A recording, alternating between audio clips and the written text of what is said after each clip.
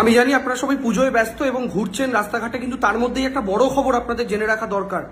এই বড় খবরটা হলো আজকে 58 দিনের মাথায় সিবিআই নিম্ন আদালতে চার্জশিট পেশ করেছে প্রথম।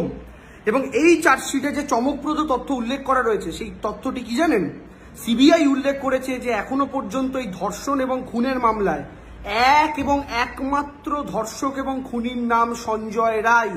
সিবিআই চার্জশিটে আরো উল্লেখ করেছে যে এই সঞ্জয় রায় মত্ত অবস্থায় এই ধর্ষণ এবং খুন করে, অর্থাৎ মদ্যপ অবস্থায় নিয়ন্ত্রণ না রাখতে পেরে এই ধর্ষণ এবং খুন করে সঞ্জয় রায়। এটা সিবিআই তার চার্জশিটে নিম্ন আদালতে জানিয়েছে, কলকাতা পুলিশ নয়। নাম্বার ওয়ান, যদি কেউ মত্ত অবস্থায় রেপ এবং খুন করে তার সহজ অর্থ কি দাঁড়ায়? মত্ত অবস্থায় রেপ এবং খুন করার অর্থ হচ্ছে এটা কোনোভাবেই প্রি প্ল্যান্ড হতে পারে না, কারণ প্রি প্ল্যান্ড হলে কেউ মত্ত অবস্থায় খুনের কথা সিবিআই চার্জশিটে লিখতো না। যদি দ্বিতীয় বা তৃতীয় কেউ জড়িত থাকতো তাহলেও সিবিআই কিন্তু কোনোদিনই এক এবং একমাত্র খুনি হিসাবে সঞ্জয়ের কথা উল্লেখ করতো না। ফলে আশা করি সমস্ত রকমের কনস্পিরেসি থিওরি যে এতজন যুক্ত ছিল অতজন যুক্ত ছিল এই সব কিছু এবার একটা জবনিকা পতনের মুখে পড়বে। এবং আশা করি এবার আমরা কলকাতা পুলিশের প্রশংসা আমাদের মুক্ত কণ্ঠে করব যে এই কলকাতা পুলিশ সদ্য সরিয়ে দেওয়া এই বিনীত গোয়েলের নেতৃত্বেই 12 ঘন্টার মধ্যে এই সঞ্জয় রায়কে গ্রেপ্তার করেছিল। অর্থাৎ কলকাতা পুলিশ যাকে গ্রেপ্তার করেছিল তদন্তের 58 দিনের মাথায়, 12 ঘন্টায় কলকাতা পুলিশ যাকে গ্রেপ্তার করেছিল 58 দিনের মাথায়, আজকে সিবিআইও এসে বলছে সেই এক এবং একমাত্র খুনি। তার সঙ্গে টালা থানার ওসি এবং আপনার যে প্রিন্সিপাল তার এগেনস্টেও বলা হয়েছে যে তারা তথ্য প্রমাণ লোপাট করেছিলেন এই সঞ্জয়কে বাঁচানোর জন্য। এবার আপনারা একটা কথা বলুন, এই সঞ্জয়কে বাঁচানোর জন্য যদি এরা প্রমাণ লোপাট করে থাকে তার মানে এরা হতে পারে সঞ্জয়কে সেভ করার চেষ্টা করেছিল, কিন্তু সেটা তো কোনো কাজে দেয়নি। কারণ এরা যদি চেষ্টা করেও থাকে সেটা ব্যর্থ হয়েছে। কলকাতা পুলিশ 12 ঘন্টাতেই সঞ্জয়কে অ্যারেস্ট করেছে। ফলে সরকার যে ধামাচাপা দিতে চাইছে এই তথ্যটাও তো কোথাও গিয়ে ভুল প্রমাণিত হয়ে যাচ্ছে ফাইনালি এসে।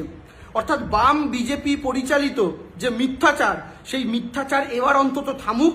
এই 4 জন 5 জন 10 জন মিলে ধর্ষণ করেছে ইত্যাদি মার্কা যে ফেক নিউজগুলো মার্কেটে ছড়িয়ে মানুষকে উত্তপ্ত করা হয়েছিল সেটা এবার থামুক।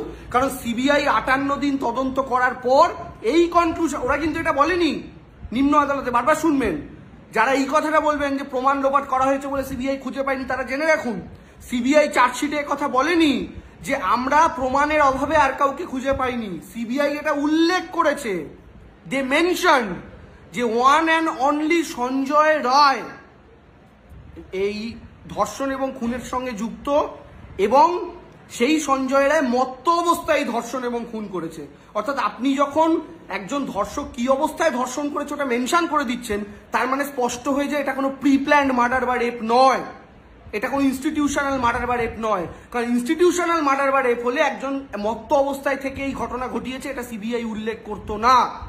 ঠান্ডা মাথায় যখন আপনি কোনো প্ল্যান এক্সিকিউট করবেন তখন কেউ মদ্যপ অবস্থায় সে কাজ করে না, এটা আপনিও জানেন। ফলে স্বাভাবিকভাবে এবার এই বিতর্কিত বিষয় জবনিকা পতন হোক। অন্তত রাজ্য পুলিশকে, কলকাতা পুলিশকে বিশ্বাস না করতে পারলেও বাম বিজেপিরা আশা করি সিবিআইকে বিশ্বাস করবে, এইটুকু প্রার্থনা এবং কামনা করি। মা দুর্গা এসেছেন, তিনি সত্য উন্মোচন করেছেন।